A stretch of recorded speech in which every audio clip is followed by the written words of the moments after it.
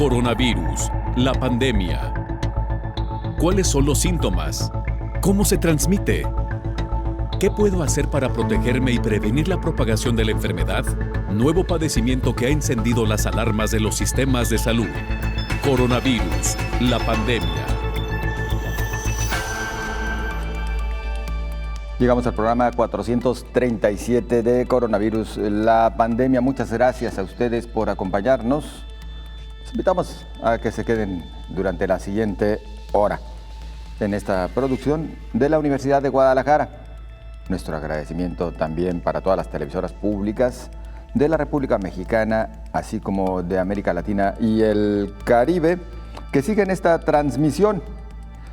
Nos ponemos, como de costumbre, a sus órdenes y para ello le ofrecemos nuestras redes sociales, Canal 44 TV, tanto en Facebook como en Twitter, igual que nuestro número directo de WhatsApp, el 33 22 42 06 90, 33 22 42 06 90. Participe y acompáñenos. El tema central de nuestro programa de hoy, las 5 enfermedades que no podemos perder de vista en tiempos de COVID-19, como son de tipo crónico degenerativas, diabetes, hipertensión, del corazón, obesidad y sobrepeso, así como el cáncer. En países de la región de Europa, la Organización Mundial de la Salud advierte que 1 de cada 3 niños en edades de 6 a 9 años padecen sobrepeso u obesidad.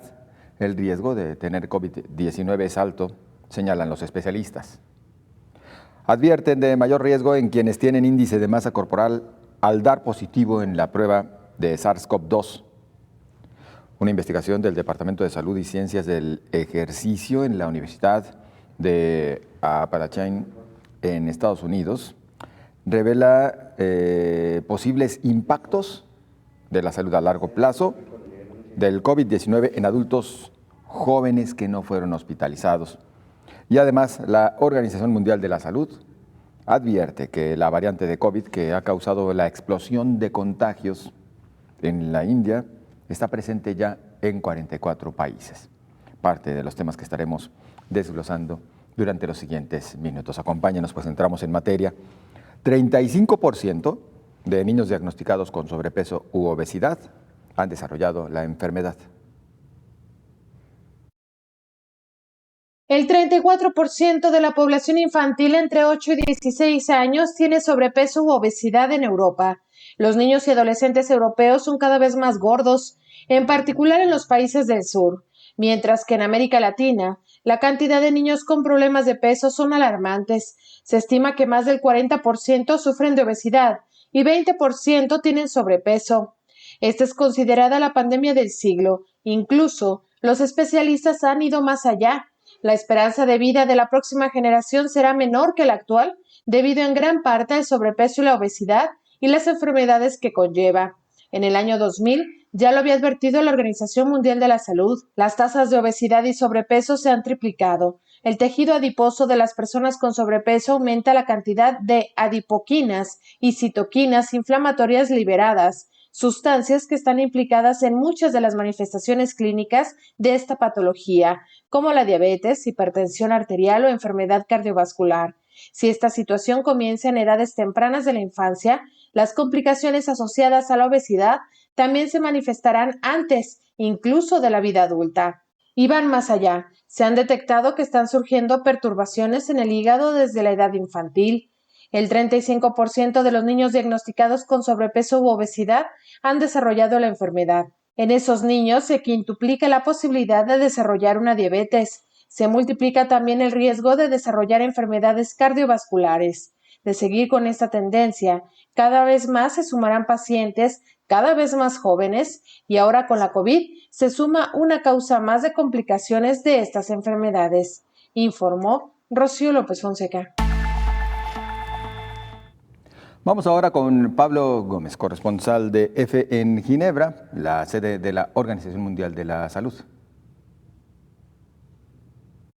Buenos días a todo el auditorio de Canal 44. Los casos de COVID-19 se acercan a los 159 millones en el mundo, según los datos de la Organización Mundial de la Salud y el total de fallecidos a nivel global ya sobrepasa los 3,3 millones. Tanto los positivos como las muertes se han estabilizado en las últimas semanas, pero a un nivel inaceptablemente alto, como calificó el director general de la OMS, Tedros Adhanom Ghebreyesus, a comienzos de semana, y es que los casos están oscilando entre los 5,5 millones y los 6 millones cada semana y los fallecimientos en torno a los 90.000 semanales. La OMS teme que muchos gobiernos estén levantando demasiado rápido las restricciones, alentados por un sentimiento de que lo peor de la ola más reciente de la pandemia ha pasado y por una buena progresión de la campaña de vacunación. La nota positiva es que la tendencia diaria a nivel global sí está empezando en las últimas jornadas a ofrecer cierto descenso en las cifras. Por regiones, América va camino de los 64 millones de casos positivos y más de 1,5 millones de muertes. Le sigue Europa con 53 millones de contagios y más de 1,1 millones de fallecidos, y ambas con una tendencia descendente, al contrario de lo que sucede con el sudeste asiático, que es la única región con una curva semanal al alza y que ronda los 26,3 millones de positivos con un ritmo diario por encima de los 300.000 y sobrepasa las 317.000 muertes, con más de 4.000 en la última jornada, casi doblando a América y a Europa en este apartado. El ranking de países está encabezado por Estados Unidos con unos 32,4 millones de casos, la India ya prácticamente en 23 millones, Brasil cerca de 15,2 y del resto solo 2 países superan los 5 millones, ligeramente lo hace Turquía y Francia, que se sitúa en unos 5,7 millones. En número de fallecidos, Estados Unidos oscila alrededor de los 576.500, Brasil ya está por encima de los 422.000, la India ronda los 250.000 y México va a continuación acercándose a los 219.000. Reportó desde Europa Pablo Gómez para el programa Coronavirus, la pandemia.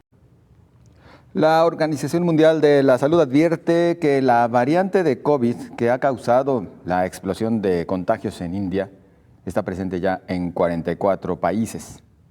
La máxima autoridad mundial en materia de salud aseguró que la variante B1617 de COVID, que se encontró por primera vez en India en octubre, se ha detectado en secuencias incorporadas a la base de datos GISAID, Global Initiative on Sharing All Influenza Data. Fuera de India, ha sido en Reino Unido, donde se ha encontrado el mayor número de casos de la variante B1617. La OMS calificó esta semana dicha variante de preocupante. Es una de las razones, aunque no la única, que explica la explosión de casos en India, actualmente el peor foco de la epidemia en el mundo. Se suma así a la lista de otras 3 variantes aparecidas en Reino Unido, Brasil y Sudáfrica, que son consideradas más peligrosas que la versión original del coronavirus, porque son más contagiosas, letales o resistentes a algunas vacunas. En lo que respecta a la variante india, se ha sumado a la lista porque es más contagiosa. Entre los países que ya confirmaron casos de la variante india de COVID se encuentran la propia India, México, Reino Unido, Israel, Estados Unidos, China, Rusia, Singapur, Alemania, Corea del Sur, Bélgica, Malasia, Irlanda, Australia, Grecia y Suiza. Y mientras tanto, España vacunará a los menores de 60 años también con Janssen. La propuesta, realizada por la ponencia de vacunas, fue aprobada por la Comisión de Salud Pública. De acuerdo con información de medios de ese país, los grupos que recibirán esta vacuna monodosis son la franja de 50 a 59 años de edad y las personas mayores de 18 años de colectivos vulnerables. También se usará para completar la vacuna del colectivo de 60 a 69 años, que por ahora está recibiendo AstraZeneca. Quedan fuera los menores de 60 que ya han recibido la primera dosis de AstraZeneca y han visto retrasada la segunda dosis a las 16 semanas, a la espera de que la comisión decida qué dosis inoculares, si una segunda de AstraZeneca o una vacuna de ARNM, Pfizer o Moderna. Precisamente para valorar la segunda dosis de Pfizer se puso en marcha el estudio Convivax, cuyos primeros resultados podrían llegar en 1 o 2 semanas. El otro grupo para el que se contempla la vacuna de Janssen, aunque se aprobará en la reunión de la comisión de la próxima semana, es para los mayores de 18 años, pertenecientes a colectivos vulnerables, bien sea desde un punto de vista social, económico o laboral. Y también en España finaliza el estado de alarma. Imágenes como esta de una multitud en la Puerta del Sol de Madrid han marcado esta pasada medianoche el fin del estado de alarma en España. Miles de jóvenes bebiendo alcohol, sin distancia social y en muchos casos sin mascarilla, han salido a las calles del centro de la capital para celebrar el fin de las restricciones. Entre ellas el fin de los cierres perimetrales o el toque de queda nocturno. Hay que ser libres, ya valió de tanta prohibición. Si así ha sido el primer día, los demás días pues seguramente habrá más. Que se acabe el estado de alarma, pero que siga un poquito la gente, ¿no? Teniendo conciencia, porque si no... Que haya civismo público. Las imágenes se han repetido en otras ciudades del país. Así lucía anoche la plaza de Salamanca, convertida en un macrobotellón. En Sevilla, la policía local también se ha topado con gente bebiendo en la vía pública y con fiestas no autorizadas. En el centro de Barcelona, una multitud se ha dado cita en los alrededores del Arco de Triunfo, también sin distancia social y muchos sin mascarilla. Muy distinta a la estampa de San Sebastián, donde solo unos pocos se han animado a salir por las calles semidesiertas. Que llevamos mucho tiempo encerrados y la juventud necesitaba ya un poco de descanso, porque es una presión mental muy fuerte. La verdad hemos ahí hasta nerviosos, pero sí, bastante a gusto y bastante contentos, que lo que más nos gusta es la noche, y a la noche hay menos gente, con lo cual yo creo que igual hasta mejor. Con el fin del estado de alarma, son las comunidades autónomas las que deben establecer ahora sus propias restricciones para controlar la evolución de la pandemia. Los datos a la baja de los últimos días alientan al optimismo. Sin embargo, el país todavía contiene el aliento, a espera de ver qué impacto tendrá el nuevo escenario de alivio de restricciones o este tipo de comportamientos. Las personas con inmunosuprimidos y con enfermedades crónicas son de mayor riesgo de infección por COVID-19. La Coordinadora Nacional de Artritis realizó una encuesta para conocer cómo la pandemia ha afectado a las personas con artritis y otras enfermedades reumáticas. El 53.2% de las personas encuestadas indican que la inactividad por el confinamiento les provoca más dolor, mientras que el 38.5% asegura que los sentimientos y pensamientos negativos no les permiten descansar, lo que empeora los efectos de su enfermedad. En esta encuesta se detectó también que el 76.2% indicó que el grado de riesgo de contagio es el tema que más dudas y preocupación les genera, mientras que casi el 50% considera que le gustaría disponer de más información sobre las medidas de prevención específicas en relación con su enfermedad. A pesar de que desde el principio se ha dicho que los adultos mayores, los inmunosuprimidos y con enfermedades crónicas podrían ser los de mayor riesgo de infección por la COVID, no existe hasta el momento evidencia científica que incluyan dentro del grupo de riesgo a los pacientes con enfermedades reumáticas.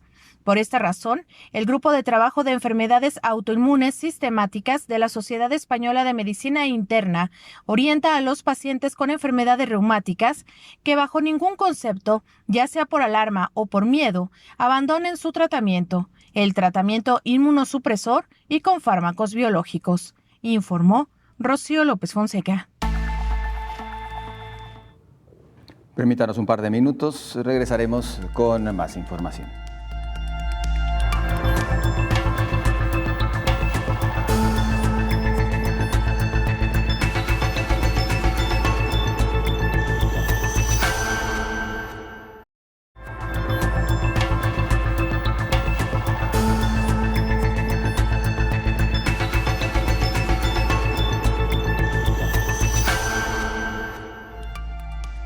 Agradecemos se mantenga con nosotros aquí en Coronavirus, la pandemia, y le invitamos a lo siguiente. Hay que poner atención a lo que advierte un especialista respecto a aquellos grupos que hay que tomar muy en cuenta en el marco de esta pandemia. A los grupos que no hay que perder de vista por tener un mayor riesgo de desarrollar una enfermedad grave por COVID-19 es a las personas adultas mayores, pacientes hipertensos, personas con cáncer, fumadores crónicos, gente que cocina con leña, trabajadores que tienen contacto con el humo, embarazadas y quienes padecen enfermedades mentales, explicó el especialista en pediatría Carlos Mesa López. El médico explicó que al inicio de este 2021 el Ministerio de Sanidad en España, junto con un estudio en China y otros países como Alemania, actualizaron la lista de los grupos de mayor riesgo en la pandemia. Estos grupos son las personas de mayor edad, no solamente la hipertensión, sino aquellas personas con el antecedente de enfermedades cardiovasculares, las personas con enfermedades pulmonares obstructivas crónicas, que estas la mayor parte son los fumadores crónicos, pero también en nuestro medio, en nuestra población, en los pueblos, donde la gente todavía cocina con leña o de acuerdo a su actividad laboral, también se dedican respiran mucho humo. Luego de más de un año, la pandemia nos ha llevado a muchos problemas sociales, mentales. Aumentó el número de niños con maltrato, los adolescentes presentan problemas como el síndrome del intestino irritable y la violencia se incrementó en las familias. Además, personas que ya tenían un problema emocional, psiquiátrico o psicológico, caen en una situación complicada. Personas que ya tenían algún problema emocional o algún problema psiquiátrico o psicológico previo,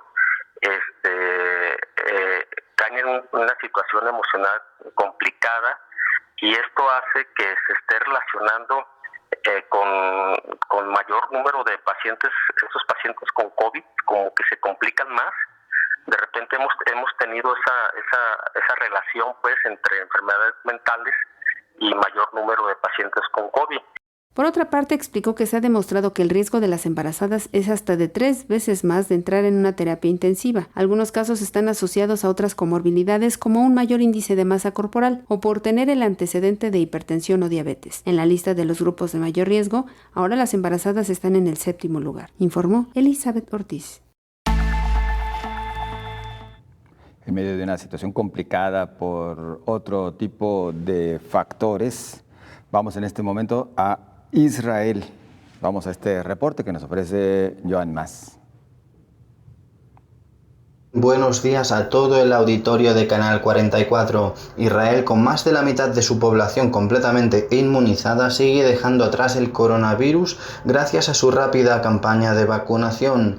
La efectividad de la vacuna de Pfizer-BioNTech, con la que se inoculó a más de 5 millones de israelíes, bajó en gran medida el número de contagios, fallecidos y hospitalizados por COVID-19. A estas alturas, Israel solo registra decenas de infecciones nuevas a diario, una cifra muy baja que contrasta con la alta morbilidad que aún había hace pocos meses. A su vez, los enfermos actuales con el virus son menos de 1000 y los ingresados en hospitales no superan el centenar. Todo ello ha hecho que en las calles del país se haya vuelto casi a la absoluta normalidad. No hay grandes restricciones, los ciudadanos ya no están obligados a llevar mascarillas en espacio abierto y los encuentros o eventos sociales transcurren con una cotidianidad que recuerda a los tiempos previos a la pandemia. Según un reciente estudio basado en datos de Israel, la vacuna de Pfizer se ha mostrado efectiva en un 96,7% en la prevención de muertes por coronavirus. Tiene una efectividad de más del 97% para evitar contagios graves y de más del 95% para prevenir la infección. Con todo, pese al optimismo reinante, Israel es cauteloso ante las nuevas mutaciones procedentes del exterior. Desde el inicio de la pandemia mantiene las fronteras cerradas a personas extranjeras con visado de turismo y tiene previsto comenzar a permitir la entrada de grupos de turistas vacunados a partir del 23 de mayo. A su vez, ante el temor a nuevas variantes que podrían ser resistentes a la vacuna, el país vetó a principios de mayo que sus ciudadanos viajen a varios lugares, entre ellos India, Sudáfrica, Brasil o el mismo México. Asimismo, todos los israelíes que regresen de estos países deben ponerse inmediatamente en cuarentena. Reportó desde Israel Joan Mas para el programa Coronavirus, la pandemia.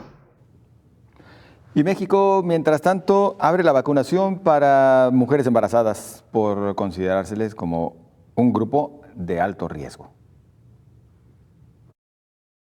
Ahora las embarazadas son un grupo prioritario para recibir la vacuna anticovid en México. A partir de este martes inició el registro para recibir la inmunización en la página vacunacovid.gov.mx. El director general del Centro Nacional de Programas Preventivos y Control de Enfermedades, Rui López Ridaura, advirtió los riesgos de contraer COVID. La justificación principal es que este grupo, las mujeres embarazadas, existe mucha evidencia, tanto internacional como con los datos que tenemos en México, de que la infección por el virus SARS-CoV-2 en el embarazo, la enfermedad COVID es más grave, se hospitalizan más y también hay mayor riesgo de muerte. De la semana 9 en adelante pueden recibir su vacunación. Se ha decidido incluir ya de una vez a todas las mujeres embarazadas, independientemente de su edad, serán candidatas a recibir la vacunación posterior a la 9ª semana del embarazo. De la semana 9 en adelante pueden recibir su vacunación, pueden recibir cualquier tipo de vacuna, también eso es muy importante. En América Latina, Chile se convirtió en uno de los primeros países en proteger con la vacuna a este grupo, informó Elizabeth Ortiz. Bueno, y se ha continuado inclusive hablando acerca de cómo se llevará a cabo todo este proceso, por lo pronto con la invitación a las mujeres embarazadas a que se registren en la plataforma para la vacunación. Comentábamos el tema principal de hoy, las 5 enfermedades que no podemos perder de vista en tiempos de COVID-19. Hoy al teléfono el doctor Héctor Raúl Pérez Gómez, infectólogo, nuestro infectólogo de cabecera aquí en Coronavirus, la pandemia. ¿Qué tal, doctor? Buen día. ¿Qué tal, José Ángel? Buen día, qué gusto saludarte. Muchos saludos de igual manera a nuestra amable audiencia. Igualmente, doctor. Bueno, ¿cuáles son estos 5 padecimientos que por ningún motivo podemos perder de vista, pese a que nos encontramos aún en medio de esta pandemia? Pues mira, José Ángel, prácticamente todos los estudios en el mundo que han analizado los grupos a quienes de manera más intensa les puede afectar COVID-19 por la gravedad con que se puede presentar o también por el riesgo de muerte que puede ocurrir, son los siguientes. En primera instancia, las personas adultos mayores de 60 años de edad. En segundo lugar, los pacientes que tienen enfermedad cardiovascular, por ejemplo, hipertensión arterial, enfermedades cardiológicas como insuficiencia coronaria, es decir, quienes han tenido el antecedente de lo que comúnmente se conoce como angina de pecho o quienes han tenido el antecedente de un infarto agudo del miocardio. También las personas que han tenido el antecedente de algún evento cerebrovascular. Todo eso se engloba dentro de lo que conocemos como enfermedad cardiovascular. Entonces, ese es el segundo grupo importante de alta vulnerabilidad después de los adultos mayores. En tercer lugar, se encuentra la diabetes mellitus, una enfermedad altamente prevalente en México, por ejemplo, en América Latina. De hecho, para el caso de México, tenemos alrededor del 12% de la población adulta con diabetes mellitus. El cuarto grupo que no hay que perder de vista jamás son las personas que tienen alguna enfermedad pulmonar preexistente. Por ejemplo, quienes sufren asma, quienes tienen enfermedad pulmonar obstructiva crónica en la modalidad de bronquitis crónica, enfisema, por ejemplo. Y otro de los grupos que no hay que perder de vista también son precisamente las mujeres embarazadas, porque la mayor parte de casuísticas han señalado que cuando existe embarazo, la enfermedad se puede comportar con mayor gravedad, como lo escuchábamos hace algunos momentos, y que precisamente da pauta a que ya se incluya la mujer embarazada en los grupos susceptibles de ser vacunados. Esos grupos nunca hay que perderlos de vista, José Ángel. Hay otros más de los que podemos estar hablando a lo largo del programa con todo gusto. Y particularmente estas enfermedades crónico-degenerativas, doctor, bueno, con alta prevalencia en toda América Latina, no se diga el caso particular de México, donde las hemos visto en incremento constante, principalmente relacionadas con la obesidad y el sobrepeso, y además padecimientos que inclusive antes de la pandemia, pues recibían una atención un tanto deficiente, doctor. No sé si coincida con el concepto de un servidor.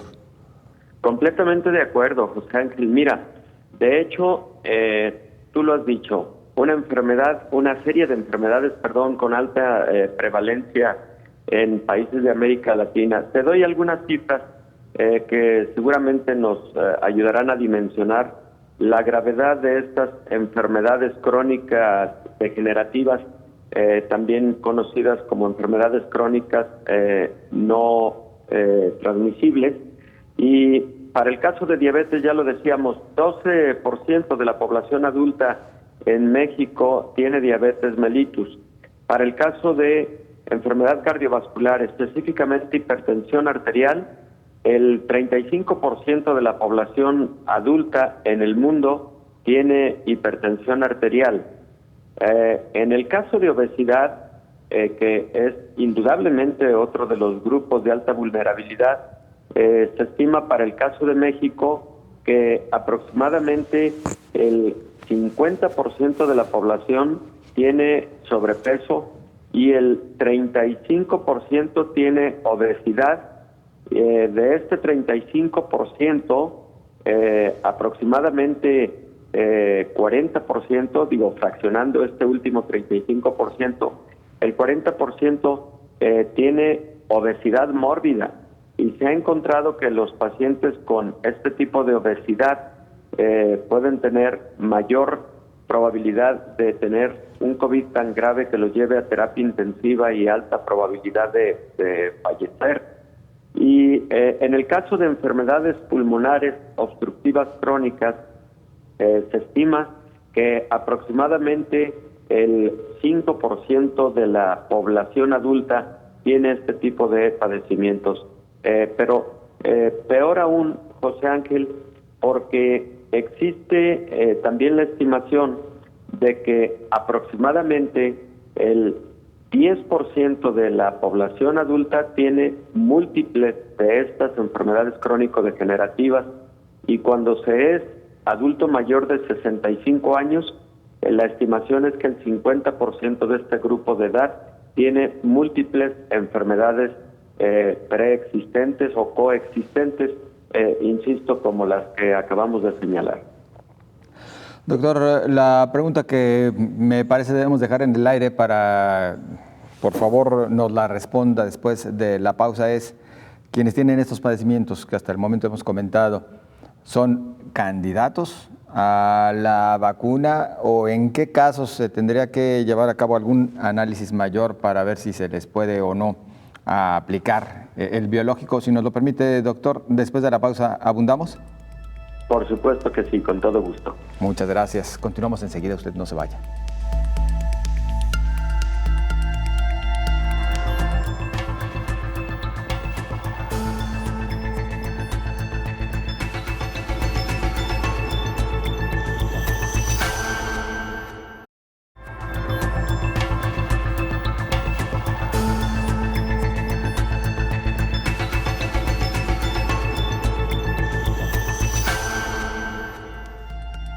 La prevención de la obesidad infantil, una prioridad de la OMS en Europa.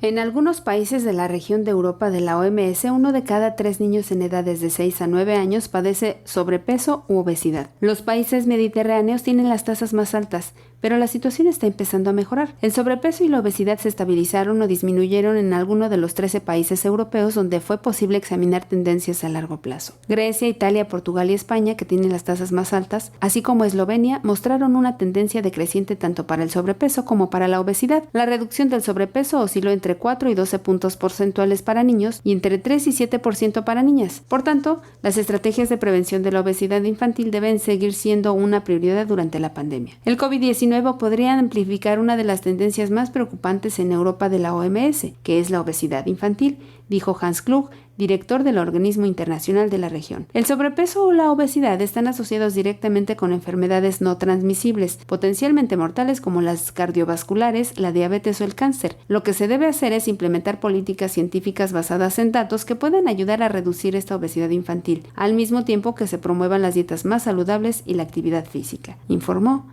Elizabeth Ortiz. Más allá de la COVID, la importancia de evitar la obesidad en cualquier grupo de edad, pero en este caso particular se hacía referencia a lo que ocurre entre niñas, niños y también adolescentes, por supuesto. Advierten sobre afectaciones a la salud del corazón a largo plazo.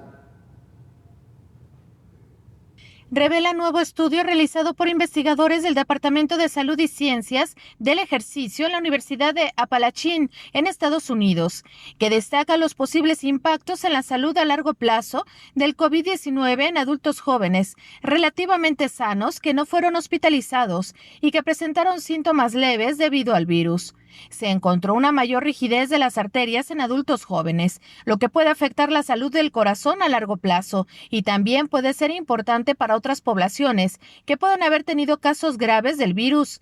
Esto significa que los adultos jóvenes y sanos con síntomas leves de COVID-19 pueden aumentar su riesgo de complicaciones cardiovasculares que pueden continuar durante algún tiempo después de la infección por COVID-19 y presentar ciertas complicaciones en su edad adulta. Estos resultados se han publicado en una revista especializada en donde se demostró que hay cambios en la función de los vasos sanguíneos entre adultos jóvenes entre la tercera y cuarta semana después de haber sido infectados por SARS-CoV-2. Especialistas recordaron que las cardiopatías y afecciones cardiovasculares son eventos de mal pronóstico en pacientes con COVID, sobre todo en quienes desarrollan su forma severa. Por ejemplo, los pacientes con insuficiencia cardíaca pueden desarrollar la enfermedad mucho más severa y tener mayor mortalidad.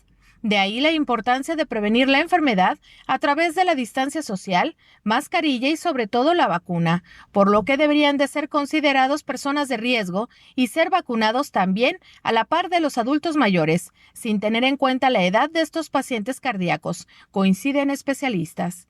Informó Rocío López Fonseca.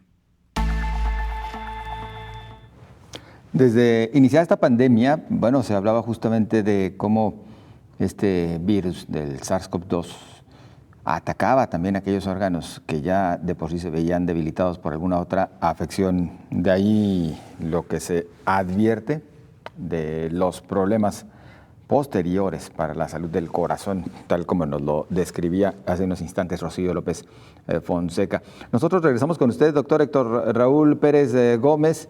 Y a propósito de esto que nos compartía Rocío López Fonseca, razón de más para mantener las precauciones para aquellas personas que tienen algún problema cardíaco, así como los otros padecimientos de los cuales nos venía usted describiendo, doctor.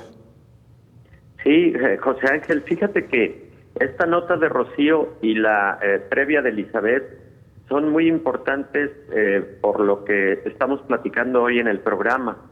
También en el caso de los niños, que aunque en general consideramos que los niños tienen evoluciones leves de la enfermedad y solamente 1 de cada 1000 se estima pueden tener necesidad de hospitalización por la gravedad de la enfermedad, también en el caso de los niños tenemos que hablar de factores de riesgo para gravedad por COVID-19 y uno de esos factores de riesgo es precisamente la obesidad.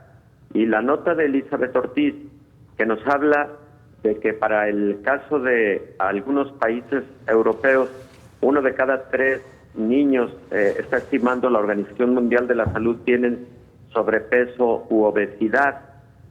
Me parece que debe llevarnos a esa justa reflexión porque la obesidad, en el caso de América Latina, es todavía más un grave problema de salud pública en la población infantil. Para el caso de México, de hecho, existen estimaciones que señalan que más del 40% de los niños pueden tener sobrepeso y obesidad, y México se ha considerado como uno de los países con mayor obesidad infantil. Entonces, creo que esta información que nos dio Elizabeth es muy, muy importante con respecto a la vulnerabilidad por COVID-19 en la población infantil. Claro que también hay otros factores de riesgo en la población infantil para tener COVID grave, como el caso de enfermedades cardiológicas, particularmente congénitas, que también pueden generar un COVID grave en este grupo de edad. Y en el caso de la publicación a la que nos hizo referencia Rocío López Fonseca, es una publicación que aparece en Cardiovascular Research recientemente y que nos habla precisamente de esa complicación que pueden tener incluso adultos jóvenes a mediano y largo plazo cuando tuvieron un COVID incluso moderado, no necesariamente grave, porque este virus genera mucha inflamación en los vasos sanguíneos. Este virus se une a un receptor de las células que se encuentran en la parte más interna de los vasos sanguíneos, conocido como endotelio vascular. Y esta inflamación parece que persiste durante periodos prolongados de tiempo y por ese motivo se puede generar esta alteración de las arterias que puede llevar a largo plazo a hipertensión arterial o puede llevar a largo plazo a otro tipo de enfermedades cardiovasculares. De tal suerte que es fundamental que quien haya sufrido de un episodio de COVID siempre deberá tener un seguimiento muy puntual por parte de sus médicos tratantes. Doctor, dejábamos con antelación la pregunta en el aire. Quienes padecen enfermedades crónicas degenerativas, quienes tienen cáncer, diabetes, hipertensión, problemas del corazón, ¿son también candidatos a la vacuna? Yo diría que no solamente son candidatos, deben vacunarse. Diría que precisamente estos son los grupos en los que particularmente la vacuna ofrece un mayor beneficio. Lo ofrece a la población general, ahora ya también a las mujeres con embarazo. También los niños muy pronto van a ser incorporados a los esquemas de vacunación generales contra COVID-19. Pero estos grupos de los que acabamos de hablar son los que particularmente deben protegerse contra la COVID por la gravedad que se puede presentar ante un episodio de esta naturaleza. Y José Ángel, me parece que es oportuno recordarle a la población que en estricto sentido, en la actualidad, las únicas contraindicaciones absolutas para la vacunación contra COVID-19 son, número uno, el estar cursando con un episodio de COVID activo o el haber tenido COVID-19 de forma muy reciente, digamos a menos de 15 días de distancia. Y la otra gran contraindicación o contraindicación absoluta es el haber tenido el antecedente de una alergia grave que haya puesto en peligro la vida, particularmente cuando se trata de una alergia a componentes que pueda tener alguna de las vacunas contra COVID-19. Fuera de esas contraindicaciones, al contrario, las personas con enfermedades crónicas no transmisibles, diabetes, hipertensión, enfermedad cardiovascular, enfermedad pulmonar, obstructiva crónica, obesidad, etcétera, mayores de 60 años, todos deben vacunarse. Entonces, partiendo de ello, tal vez se les debería ya considerar como prioridad, inclusive por encima de cómo se ha venido manejando la vacunación en algunos países a partir de los grupos de edad. Claro, José Ángel, has dicho algo que me parece muy digno de reflexión. España hace algunos días decretó ya la vacunación más que por grupos de edad, aunque van a seguir con la estrategia de los grupos de edad, pero están dando prioridad a los grupos de alta vulnerabilidad independientemente de la edad.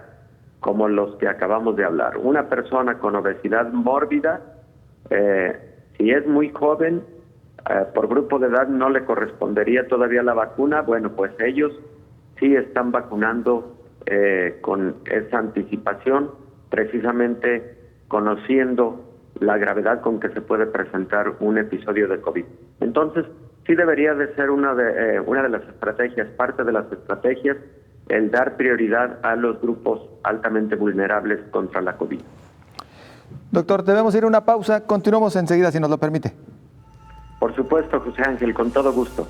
Muchas gracias a usted que nos acompaña. También el agradecimiento y le recordamos que puede mantenerse en contacto con nosotros a través de las redes sociales, Canal 44 TV en Facebook y Twitter. Regresamos.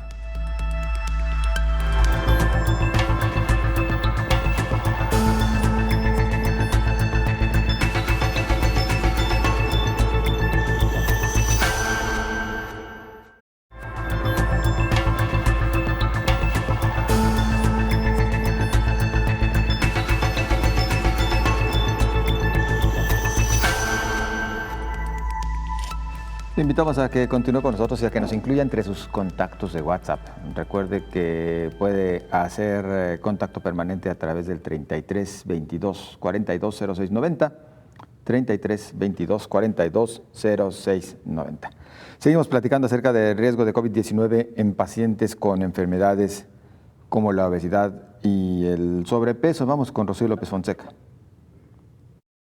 Confirmado. Una nueva investigación presentada en el Congreso Europeo sobre obesidad ratifica una asociación entre el aumento del índice de masa corporal y el riesgo de dar positivo en la prueba del SARS-CoV-2. Esto es, tener sobrepeso incrementa el riesgo de contraer el virus y desarrollar la COVID-19. El estudio confirma que los factores relacionados con la obesidad, incluidos los cambios en los sistemas inmunitarios innato y adaptativo provocados por el exceso de peso, están asociados con un mayor riesgo de contraer diversas enfermedades virales. Esta asociación entre el índice de masa corporal y el riesgo de infección viral indica que también puede existir una relación similar entre el IMC de un individuo y su riesgo de contraer SARS-CoV-2. En concreto, este estudio tuvo como objetivo evaluar la relación entre el IMC y la probabilidad de contagiarse por este nuevo coronavirus. Así, el equipo analizó los detalles de los pacientes a los que se les había hecho la prueba del virus durante un periodo de 9 meses y recopiló datos sobre la masa corporal, la edad, el sexo y la presencia de comorbilidades, incluida la insuficiencia cardíaca, congestiva, la diabetes mellitus, la hipertensión, cardiopatía isquémica, accidente cerebrovascular y enfermedad renal crónica. Aunque la investigación no analizó la mortalidad o los resultados de COVID-19, solo el riesgo de dar positivo. Los autores encontraron que las probabilidades de dar positivo en la prueba del SARS-CoV-2 eran mucho más altas en pacientes con sobrepeso u obesidad, en comparación con aquellos con una masa corporal normal. Los pacientes clasificados como con sobrepeso tenían un 22% más de probabilidades de dar positivo en la prueba que los de peso normal. La probabilidad de dar positivo en la prueba fue incluso mayor en pacientes con obesidad en comparación con sus contrapartes de peso normal, y esas probabilidades aumentaron con el aumento de la masa corporal, informó Rocío López Fonseca.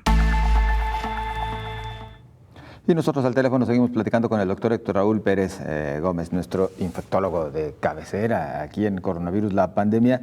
Doctor, bueno, lamentablemente desde iniciada esta pandemia, justo aquellos grupos que más han perdido, por lo que refiere a atención, lamentablemente han sido quienes tienen estos padecimientos de los cuales hemos venido platicando a lo largo de este espacio durante este día, es decir, quienes tienen cáncer, quienes tienen enfermedades crónicas degenerativas, quienes tienen este otro tipo de padecimientos de por sí ya riesgosos y prioritarios, pues se vieron de alguna manera desplazados por los servicios de salud que tuvieron que transformarse, convertirse para hacer frente a esta pandemia. Nos encontramos ahora con grupos todavía más afectados, doctor. Definitivamente sí, José Ángel. Mira, hay algunos estudios que, por ejemplo, han demostrado que a lo largo de este año y medio en que la pandemia ha llevado a múltiples momentos de confinamiento social, la obesidad se ha incrementado hasta en un 25%, derivado precisamente, entre otros factores, de la disminución de la actividad física por estos confinamientos sociales. Pero también algunas enfermedades efectivamente es posible que hayan perdido un suficiente control de parte de los sistemas y servicios de salud, tal como en su momento lo alertó el director general de la Organización Mundial de la Salud, Tedros Adhanom, cuando se refería a que precisamente esta reconversión a la que tú haces referencia se había concentrado a la atención de COVID-19 y en múltiples momentos había descuidado enfermedades como diabetes, enfermedades como hipertensión, etcétera. Y bueno, otro de los fenómenos fue que precisamente muchas personas no querían asistir a centros hospitalarios, a centros de salud, a clínicas para el control de estas enfermedades crónicas por temor a contagio de COVID-19. Entonces, definitivamente en algunas enfermedades sí está perfectamente descrito porque se ha estudiado y ha sido motivo de publicaciones científicas. En algunas otras los estudios están en curso, pero efectivamente la reconversión hospitalaria para atender COVID, por otro lado, tuvo la consecuencia colateral de haber disminuido la atención a otras enfermedades crónico-degenerativas, como las que acabamos de comentar, particularmente en adultos mayores.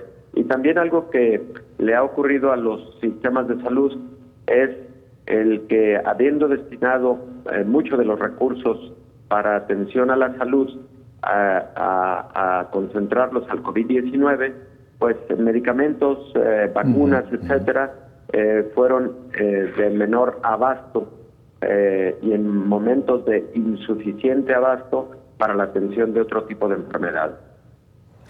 Y a lo cual no solamente se suma el tema de que destinaron menores recursos, sino que inclusive hubo, pues sí, desabasto generalizado de insumos para la elaboración de los medicamentos, doctor.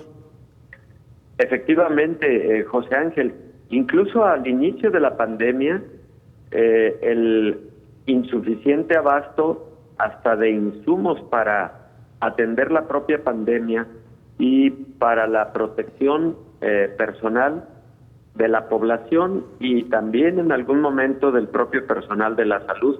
Recordarás que a inicios de la pandemia, incluso la crisis para conseguir adecuados cubrebocas en la población general, como incluso los precios de los cubrebocas se dispararon de forma tremenda y lamentablemente porque llevó a precios en ocasiones inaccesibles para que las personas pudieran adquirir este insumo fundamental para la protección, pero también la falta de insumos para la producción de otros medicamentos fue en diversos momentos de esta pandemia algo que caracterizó a ciertas crisis sanitarias colaterales, como antes comentaba.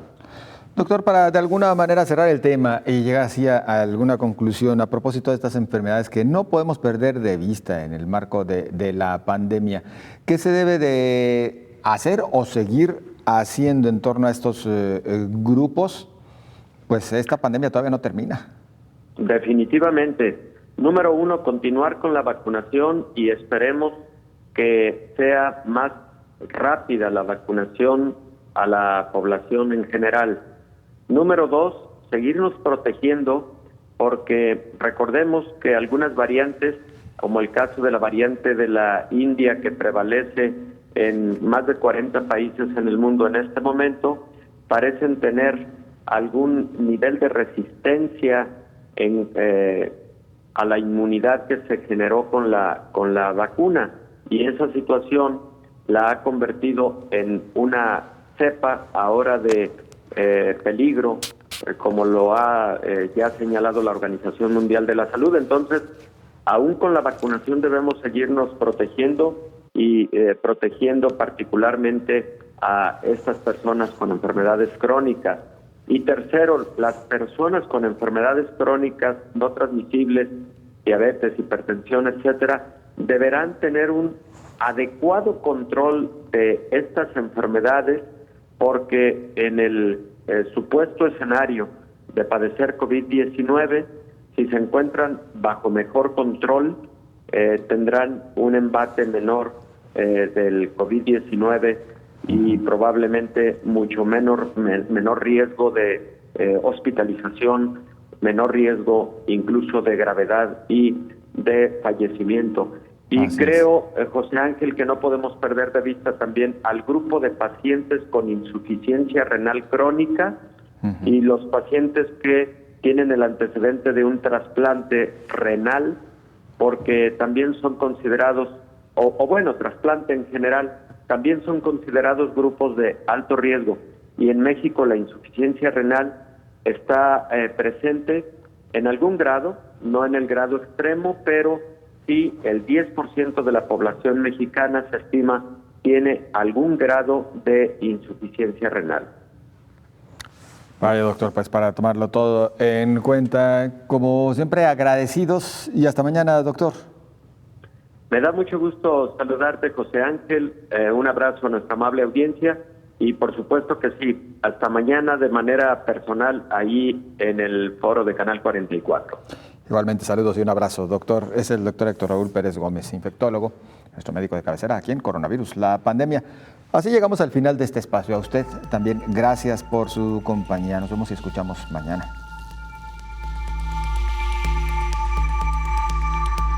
Coronavirus, la pandemia.